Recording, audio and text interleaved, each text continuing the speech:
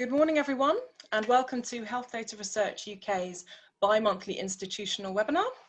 So, as you know, for those of you who have joined our webinars before, these happen on the first Tuesday of every other month at 11 o'clock. So the next one's in July, 7th of July.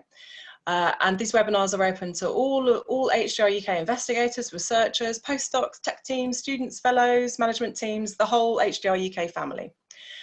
The aims are for the research community and beyond to hear about each other's research and work, discuss a topic of interest, and to also hear news and updates from HDR UK Central, including a heads up of upcoming events.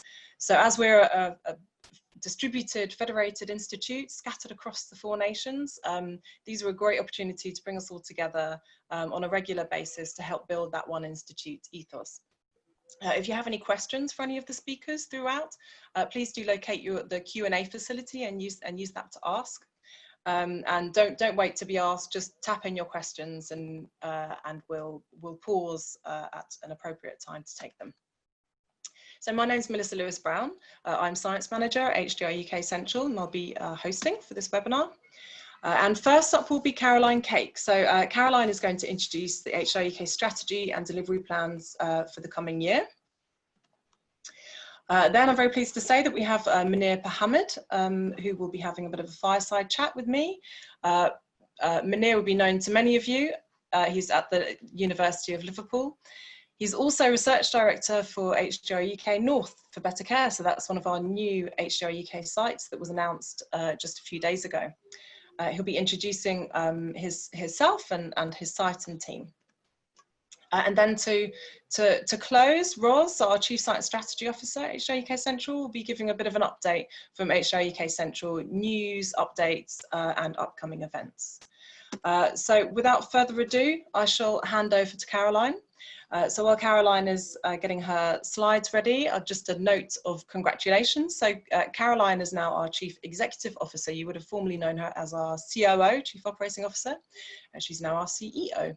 And she still retains her other role of being Deputy Director as well. So Caroline, over to you. Great, thank you very much, Melissa. So what I'm going to take you through now is the HDR UK One Institute strategy, which is our delivery plan for the year ahead, which is year 2020-21. Many of you have contributed to this, so thank you. I think we had about 60 people engaged in developing the thinking approach for it, so I really appreciate that. And this is what it sets out, is what we're going to do, why we're going to do it, and how we'll know if it's working. So the first part I'm going to just take you through is, we hope very familiar to everyone, is our mission and our vision. So our mission is about uniting the UK's health data to enable discoveries that improve people's lives. And then our 20-year vision is that we are wanting large-scale data and advanced analytics to benefit every patient interaction, clinical trial, and biomedical discovery, and to enhance public health. And as you can imagine, and now in the time of COVID, our mission and our vision is even more important, and really shows the value and impact of the work that we're all collectively doing. One of the things we did as we developed the thinking for the year ahead was started to think about what's distinctive about HDR UK and where we really need to be focusing our attention to support and enable the wider ecosystem. So the first aspect in here in bold is kind of highlighting the fact that we're the only national institute for health data that includes England, Wales, Scotland, and Northern Ireland, so the 4 nations of the UK. And that's a very important aspect of how we bring together the kind of power and impact of the 4 nations.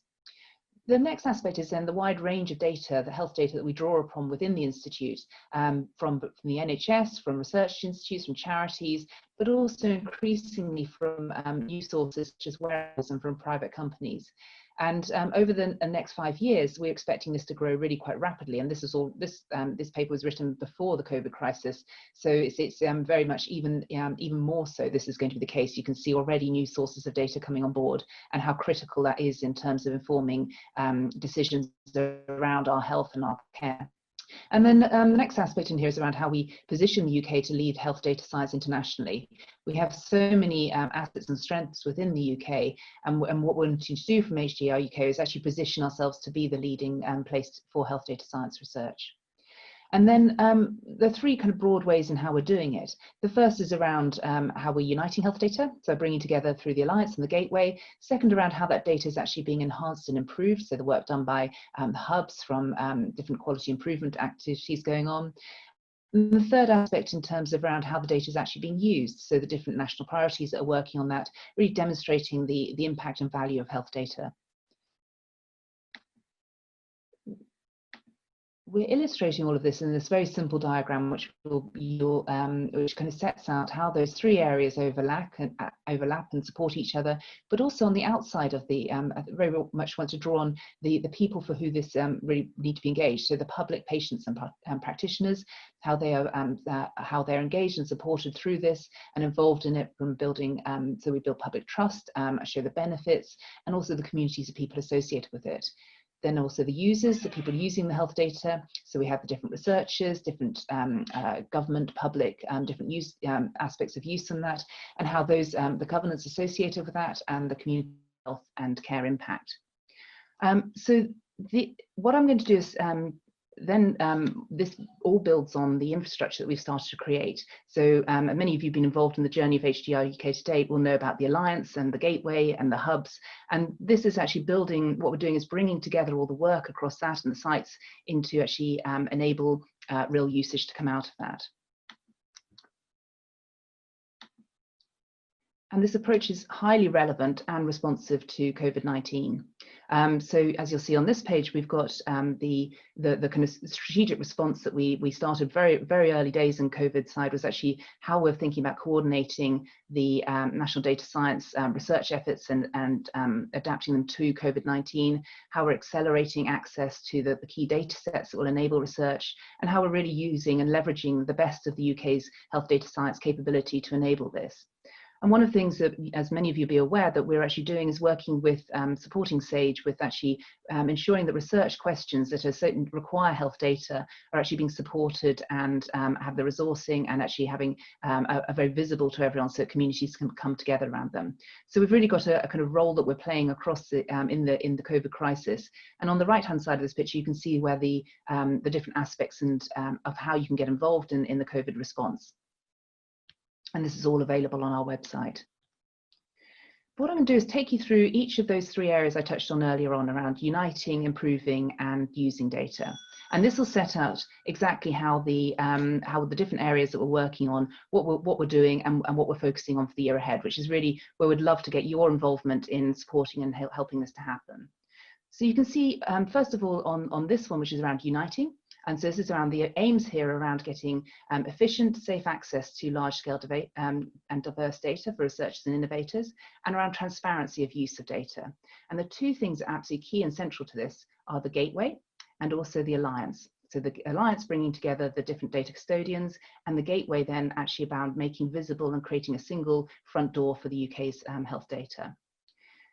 The focus for the year ahead then is around actually how we create the technology partnership, which is building out the Gateway. As you know, we've got the minimum viable product up and running at the moment, and this is then around the next stage of that. So we've got the team selected to support us on that, and actually how we're then driving and enabling data access to multiple data custodians and really supporting the researchers on access to data. The second aspect then is around really building out the public and patient practitioner involvement engagement, so that really we're designing things that are trusted and supported, and the infrastructure really has got strong buy-in from each of these groups. The third aspect is actually then how the metadata is being built out. Many of you who have been using the Gateway will be seeing that we're already up to 442 data sets on there. But what you may not have realized is actually, in addition to that, is the depth of data and metadata on it is been increasing substantially and doubled over the period of starting since January. And then all the standards that actually help this being worked and useful. So how people, the participation and sustainability standards, access standards, and actually alignment to trusted research environments. So this is a really important and big program of work. The next area then is around improving health data. So this is where the hubs come in, the applied analytics and human phenome, and also our, the BHF Data Science Centre. And this is all around providing tools, methods, hubs to enable better data for in the Alliance and the Gateway for researchers and innovators. And the focus for the year ahead is actually around really building the kind of the how you can actually move from this kind of phrase of data curation into really what do we mean in that, how are we evaluating data utility, how are we telling whether it's improved, how can we actually see where the real needs for data improvement are. So that's the first area, a big effort that's happening on that across all of the hubs and the Alliance members.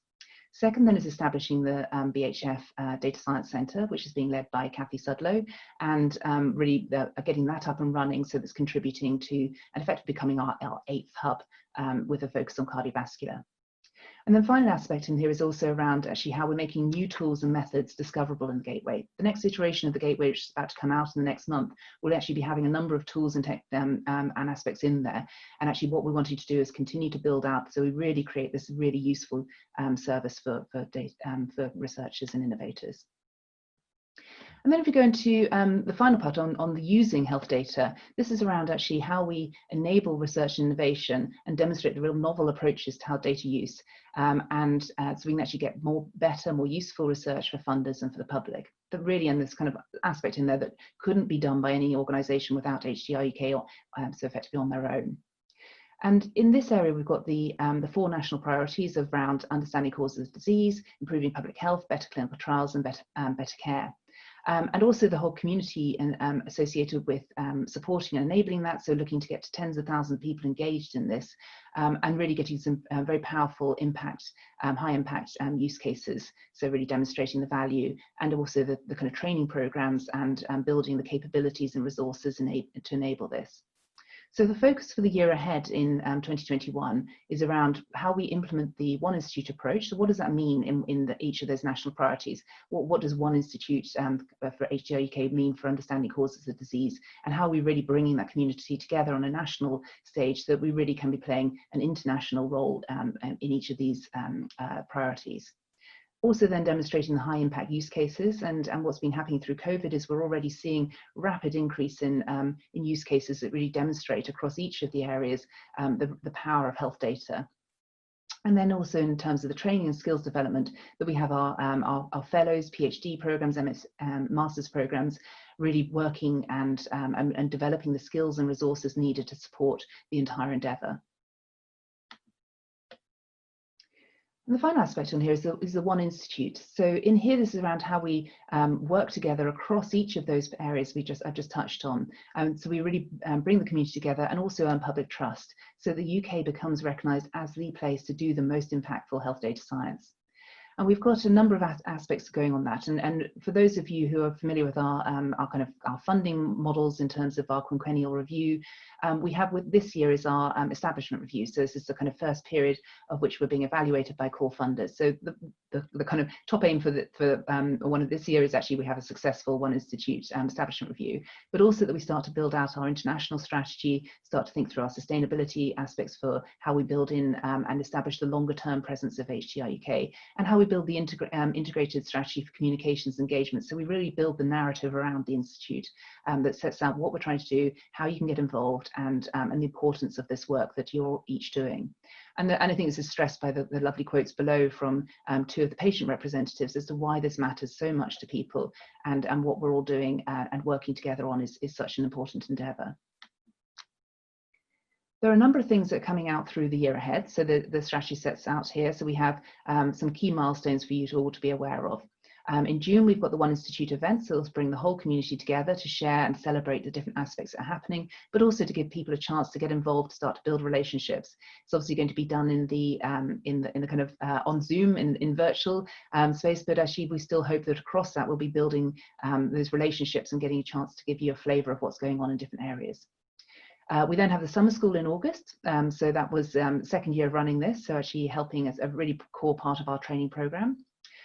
In October, then the first or the second milestone for the Gateway will be happening. So the first milestone was around actually having the minimum viable product up and running in January. The next one will be happening in October. So there's a big programme of work happening with the technology partner, working towards the end of October for that.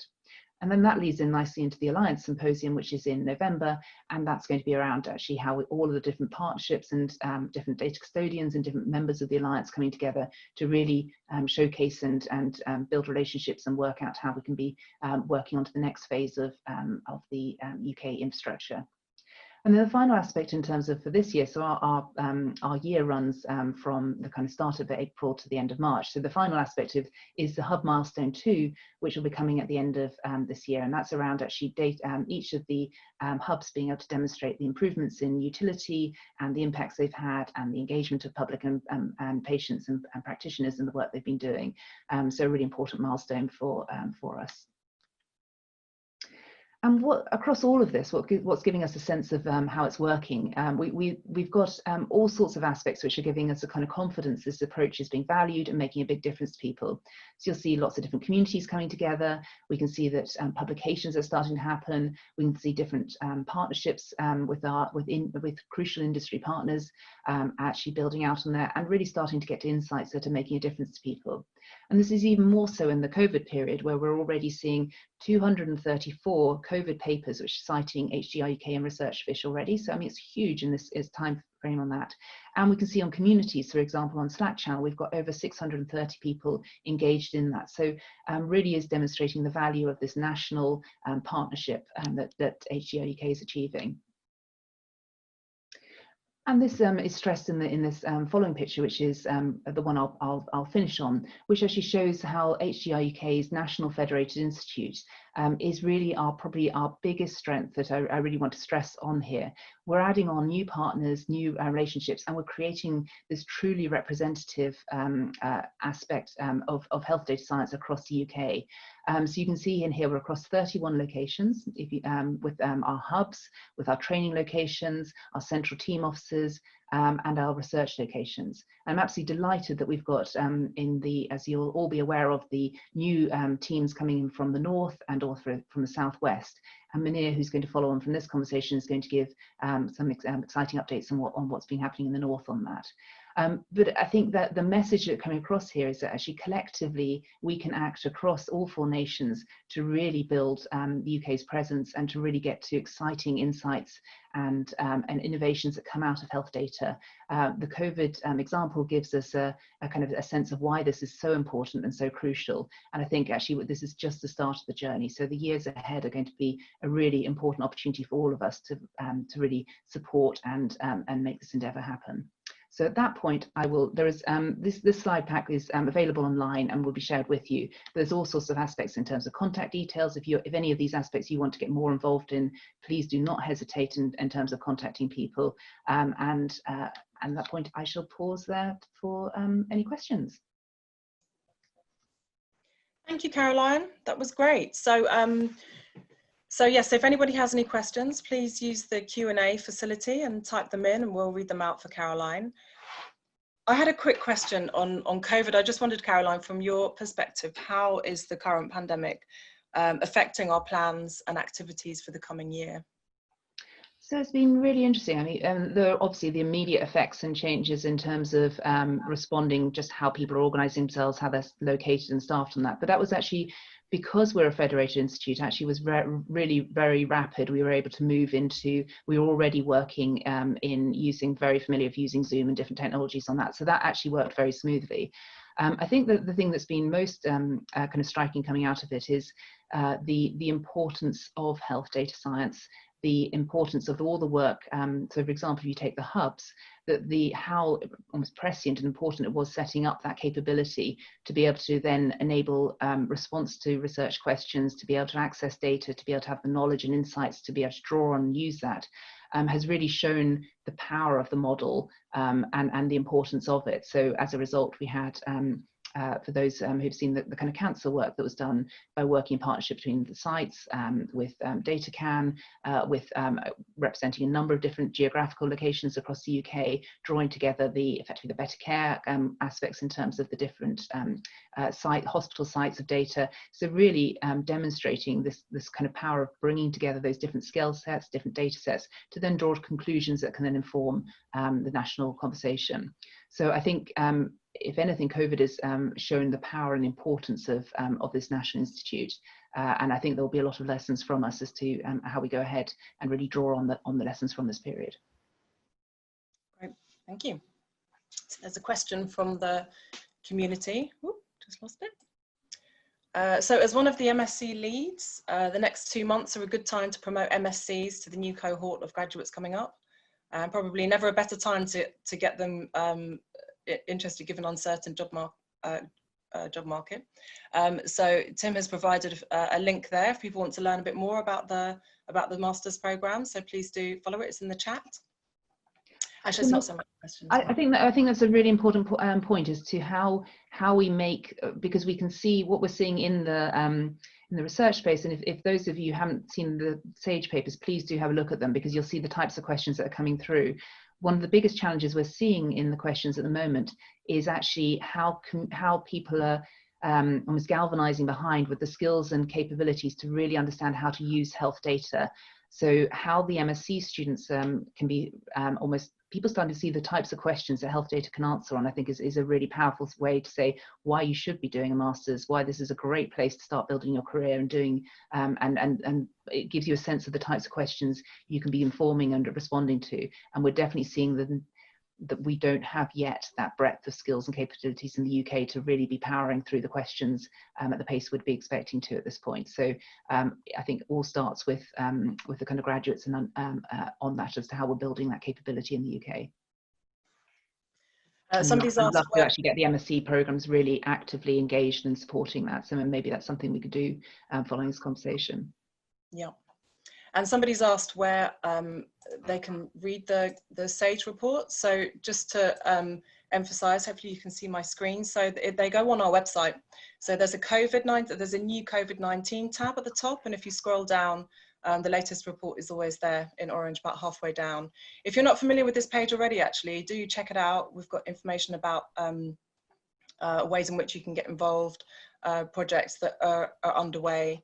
There's a COVID-specific GitHub repository there, so do check that page out. And that was one of the, I mean, it also stresses one of the important aspects of our values. Transparency is our is kind of first on our list of our values, and that's why we were the first organisations, kind of the papers supporting SAGE, that we made them transparent from day one, when others weren't doing that yet. So it's been a very important part of how we work and how everything we do should be accessible and just in the open for people to engage in. Yeah. Okay, I think we have another question from Roz, and we may have enough time for one after that before we move on. So Roz? Hi, so that's a question and maybe an extension to that discussion. I wondered if it was worth touching on how useful it has been to work with the Alliance members during the COVID crisis, and our kind of the power of kind of bringing people together has been useful for that. Yeah, that certainly has been the case, and you'll see in the SAGE paper what we've kind of talked about, some about the research questions here, but the other part of it is actually around the data sets that are accessible and brought together for linkages and for people to be able to do the research. So having established those relationships with all those partner organisations, having that data already visible in many cases in the gateway, meant that we're off to a great start in terms of actually being able to really move on from people doing data analysis on the little bits of data that they already had, to starting to get to a point where people are starting to be able to really utilise the UK's assets at scale on that. I'd say we still are in the starting points on that. So I think there's still a culture of people using the data they know about and using the things they're familiar with.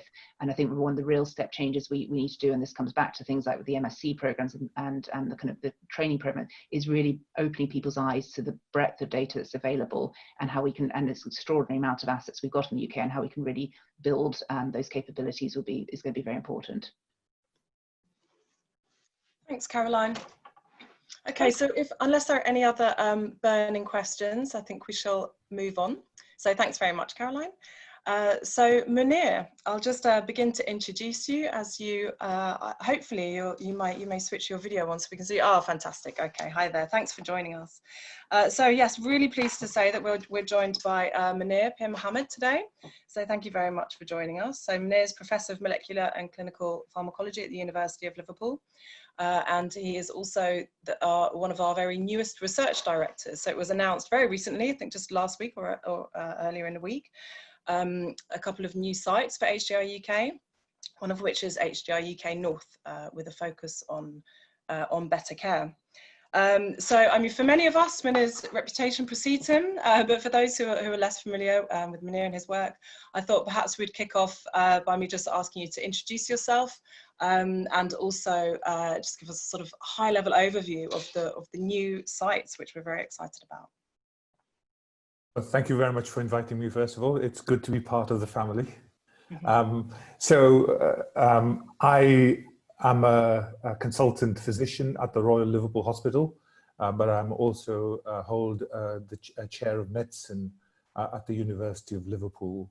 I've had long-term interest in different aspects of utilizing data, not only health record data, but also genomics data and so on. And that's what my sort of research has been based on. But what we came across here is to develop HDR North. So I have got, although I'm representing Liverpool, I'm really representing the North here. I've got a fantastic group of interdisciplinary people right across the North in 6 universities and about 10 different NHS trusts working together with the population that's serving a population of about 16 million with some of the worst health outcomes. And HDR North really is focusing on that. And, you know, we have 19 of the 20 most deprived local authorities in the country are in the North. So we really do serve a population where there's unmet health needs, and really the HDR North is a really exciting opportunity for us to be able to try to, you know, at least look at some of those health needs and hopefully progress from that to other areas as well. Great, fantastic, such important work. So what are your priorities for the first 3 months of your new site, your new endeavours? So I should say what the focus is for our HDR North. You know, we were interested quite a lot in multi-mobility, given the sort of profile of our population across the North. And however, multi-mobility is a huge area. So what we have decided to do is to focus in on the area of frailty, which we feel is an area of unmet need, clinical need, where there are many questions which really need to be sorted out. We all have relatives who may be frail, elderly. We all know, so, you know, if we work in the healthcare system, we know how patients and the difficulties frail elderly patients face.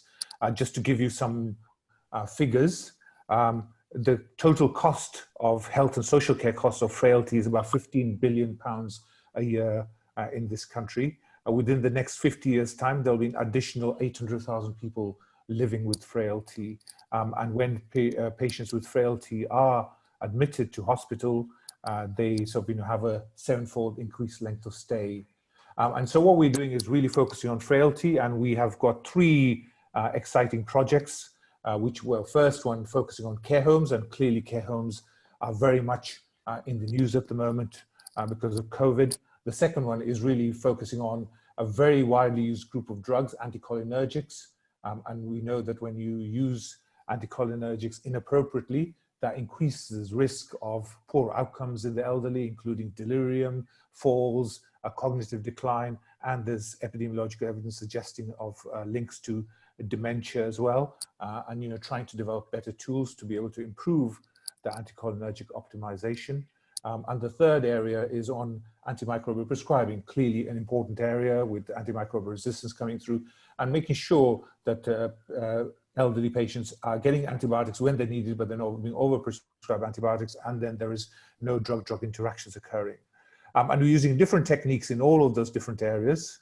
And what we have is not only those 3 projects, but we have expertise across the cross-cutting themes as well, including into data analytics, training, capacity building, patient-public involvement, data architecture, and so on.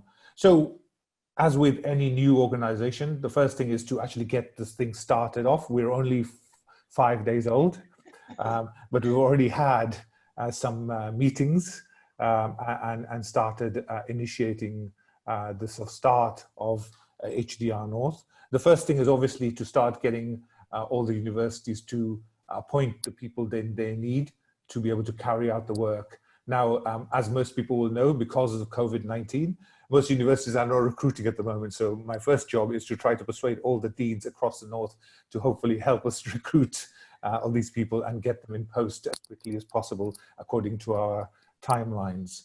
And the second is setting up the structure, and obviously we've been working on that before 1st of May, but setting up the structure in terms of the committees, etc., and getting started. And again, that has already kicked off.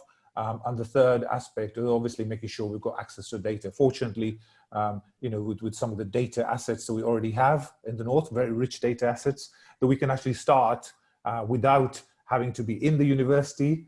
We can start from working from home. People across the north can start working from home, utilizing the data assets they already have without having some of the people already employed in the project. So I think even though we only started 5 days ago, we've already started developing some of the initial plans to be able to get working on our 3 projects and moving them along and developing the better care loops, which is part of the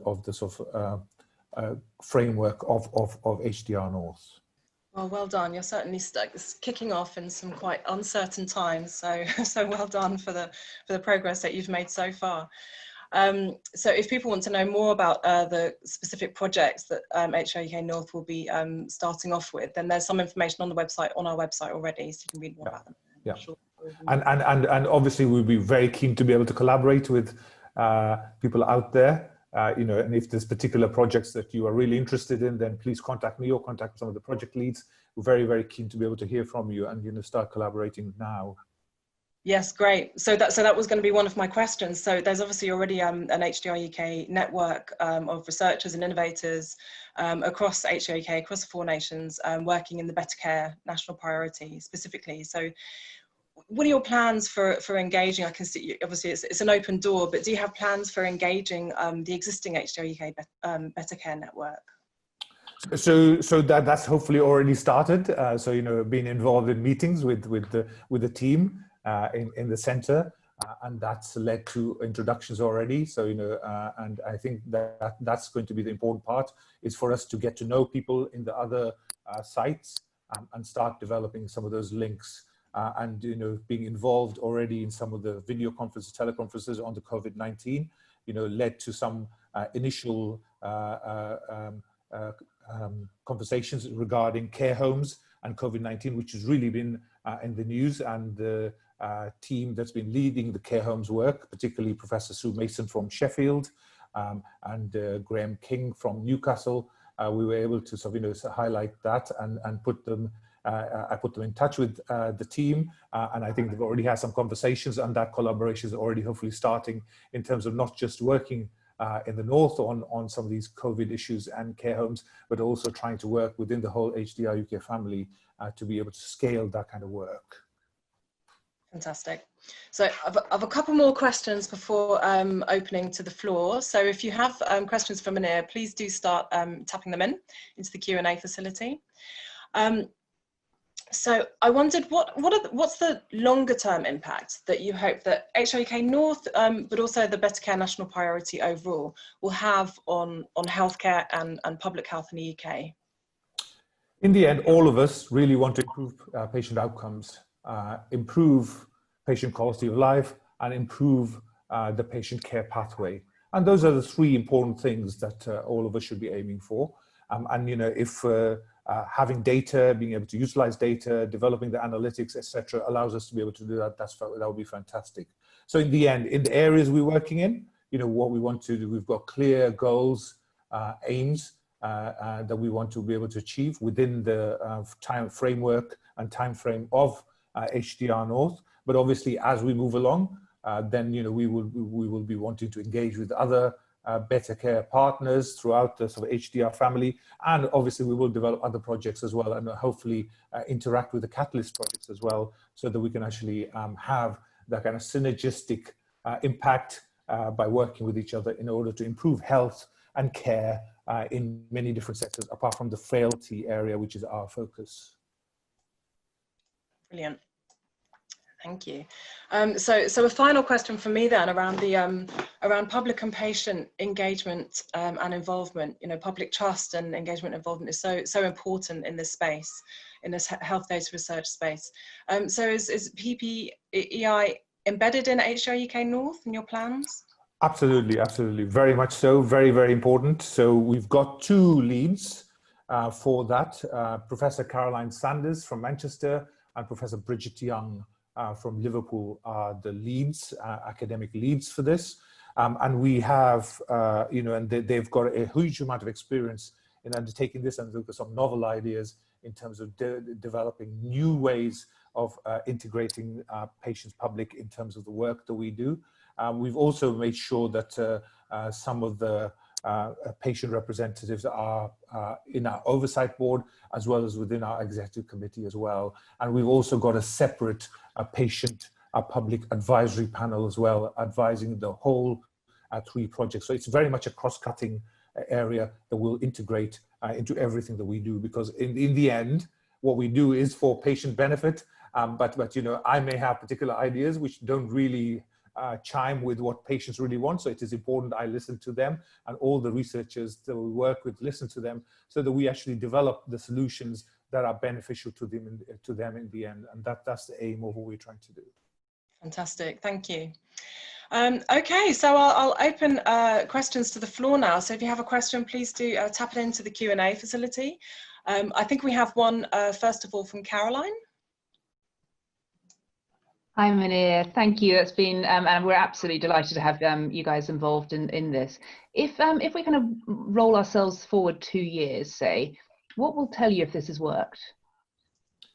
So I think hopefully that what we will have done within the 2 years is develop the tools that we want, and we will have seen the benefits already occurring in terms of some of our metrics.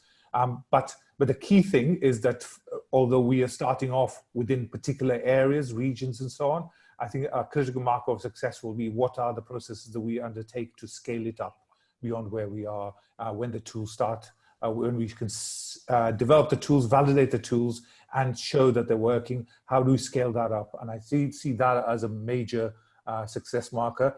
As with everything else, I've already sort of put in a very important metric of how much grant funding we can actually raise on top of what we do. So that's an important metric. So that will be another success marker as well. When you say scale up, what kind of scale are you thinking? So initially, for example, if you look at the care homes project, it's very much focusing in on the northeast, then going on to Yorkshire and Humber. We would hope that as we move forward, then we can actually scale up to the whole of the north, then eventually to the whole of the UK. And I think there's conversations that we're going to have with everybody else within the Better Care Partnership is going to be very important for our learning to see how we can actually start scaling up. Some of the Better Care centres have been doing work for much longer than we have. So I think we have a lot to learn from them to see how you've gone about scaling some of your solutions. So that I think it's important that what we do is eventually scalable to the whole of the country. Does that answer your question, Caroline?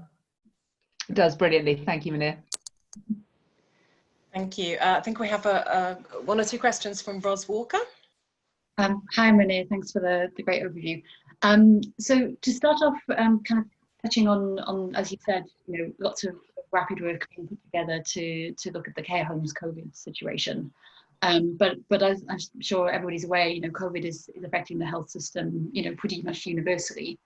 And there is, I guess, a school of thought that says that the care system will be very different when we come out of this crisis, whenever that happens. Have you, I guess, experienced any of that change yourself, both in your local environment, excuse me, but also, of course, your partners, and how can the Better Care programme kind of help with that pivoting and make it sustainable? Yeah, so clearly what has been happening is that the hospitals have, and the whole healthcare system has focused in on trying to cope with the COVID surge, and quite rightly so. And the NHS has done a fantastic job actually in terms of being able to cope with it and increase capacity, increase ventilator capacity and things like that. But what has become clear is that the patients that I normally see are just not turning up in the hospital. My clinics are all virtual now, and it's sometimes difficult to actually see the patients, even phone them up and so on via clinic and so on. But actually in the acute setting, we are seeing less and less patients coming in. I was on the wards last week, and doing a ward round on. I was actually last week was doing a non-COVID ward, where patients either were not suspected of having COVID or had been tested negative for COVID. And I had, on a 25-bedded ward, I had 5 beds empty. Now, I haven't seen that since early 1990s. Normally, we're running at about 99% occupancy. But, so at the moment, patients are just not coming in with non-COVID conditions. I think there's a big issue that we need to deal with of what's happening to those patients. What are the particular reasons why the impact on the NHS has changed? Are patients just not coming in because they're afraid of catching a coronavirus, or is it because they don't want to bother the NHS at this very difficult time? And so that is going to be an important part of it. And what we do in terms of the recovery plan to make sure that we actually can deal with all of these particular issues. I think those are really important parts, and I think the Better Care partnership will be really important to understand what happened in terms of why sort of this change occurred, where the sort of particular pinch points were, and what we can learn from it to make sure that if there is a second wave or there are future pandemics, we don't have the same issues occurring again. Because my worry is, and this is not just my worry, a lot of people's worry is some of the non-COVID deaths will actually be much greater in number at the end of it than the COVID deaths. Thank you, and yeah, really important issue that I think hopefully we can help to address. So a different question, skills. So as you would have heard in Caroline's presentation and the questions, what we're learning throughout HDR UK is the importance of a very, very broad range of diverse skills. And you mentioned that obviously training is an integral part of what you've put together in your partnership. As you were pulling together your team, how did you tackle that, and how have what's the lessons learned that we can kind of think about within HDR UK? So training capacity building is very much a cross-cutting theme within HDR North, and it's being led by Professor Georgina Moulton at Manchester and Professor Peter Bath at Sheffield. And so given that we are funded for 3 years, we can't actually employ PhD students and so on as such. But what we have done is try to develop a training and capacity building program, which is focusing on the NHS and trying to improve NHS capacity and capabilities within this area. And what we were trying to do is part of what the HDR North will be to have individuals coming for placements, working with academics to be able to improve their data skills as well. And that's part of the sort of program that we will run, as well as workshops and so on, to be able to improve dissemination of what we do, but to also improve training aspects in there. So in terms of the overall team, as I said, it is a very multidisciplinary team, from pure data scientists to right through to clinicians at the front end. I hope that working together in this kind of interdisciplinary team, a team science approach, will drive us forward. I will learn a lot from a lot of the data scientists that I work with over the next 3 years, and hopefully they'll learn something from me as well. Great, I'm sure they will. Thank you. Okay, so I think we've got time for one last question from Fran.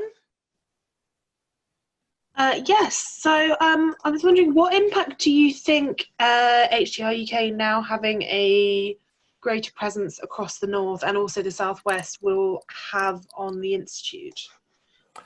Well, I think the most important thing is HDR UK now covers the whole country, which is really important, because you had a gap in the north and southwest before, and it brings in a bigger population, and it brings in the whole of the UK population. And obviously we have our own particular issues. All areas of the country have deprivation, but as I said, in the north, we represent a very large population, 16 million, and we have some of the worst health outcomes in the country. So I think having that kind of population, the data assets, etc., we have, and what the southwest has, hopefully improves the kind of work that the institute does, but also increases the kind of overall capacity throughout the UK.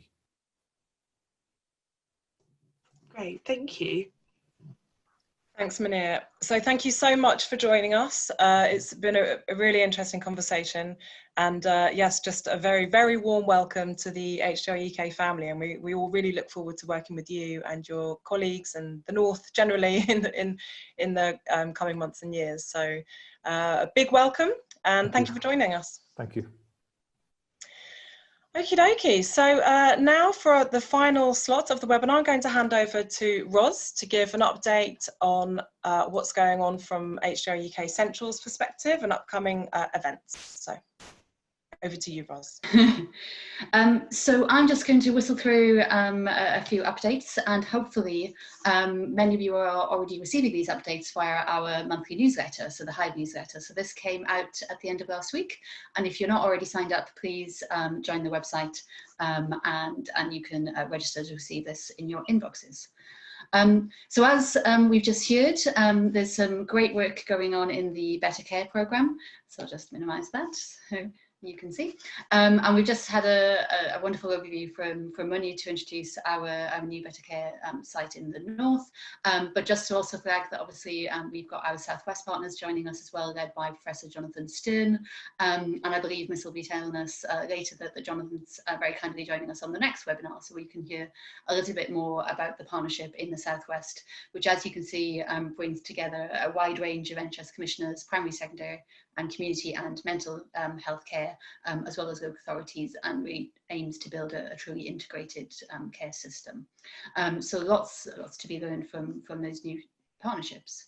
But as mentioned as well, in the Better Care programme, we've been working in partnership with the Health Foundation and have also launched 4 new Catalyst programmes. So these are I guess, very short-term sprints, highly ambitious, trying to deliver a range of outputs that will hopefully have an impact on patient care, ranging from all the way from primary care through to better use of data in a real-time way within the secondary care system, and then through to very disease-specific outputs in diabetes and cystic fibrosis. So we also very much welcome those to the family and are looking forward to work with them within the Better Care programme.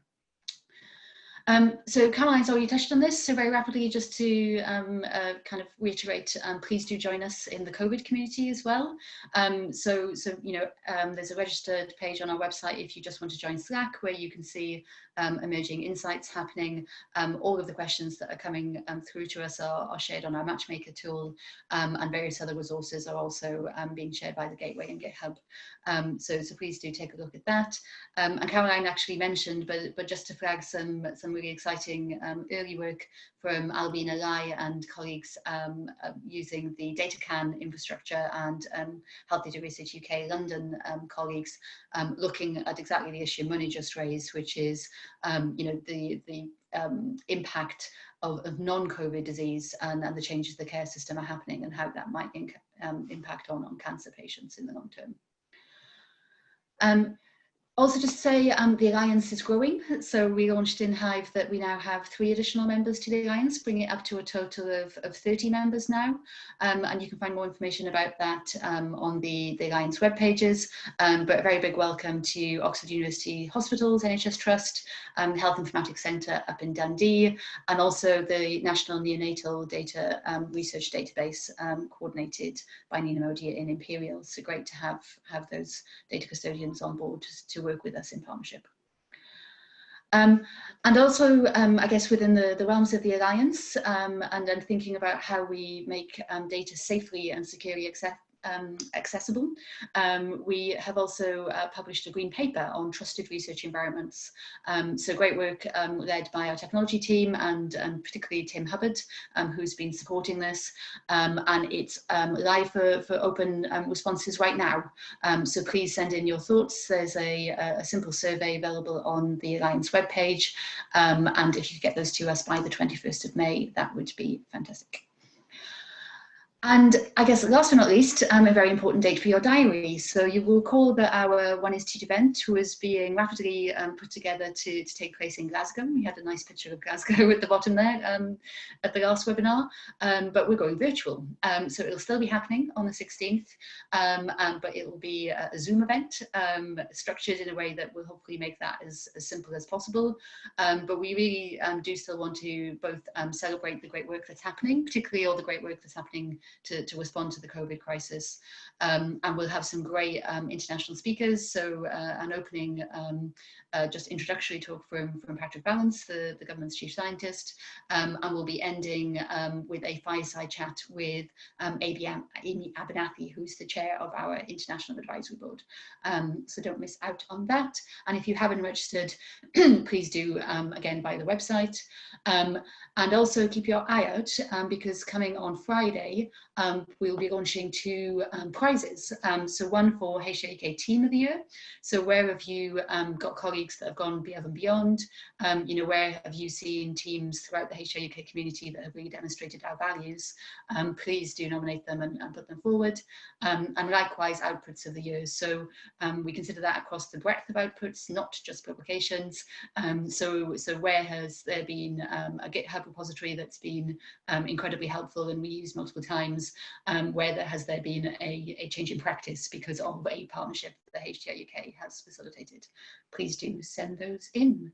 And last but not least, there will also be some lightning talks during the Zoom around the lunchtime.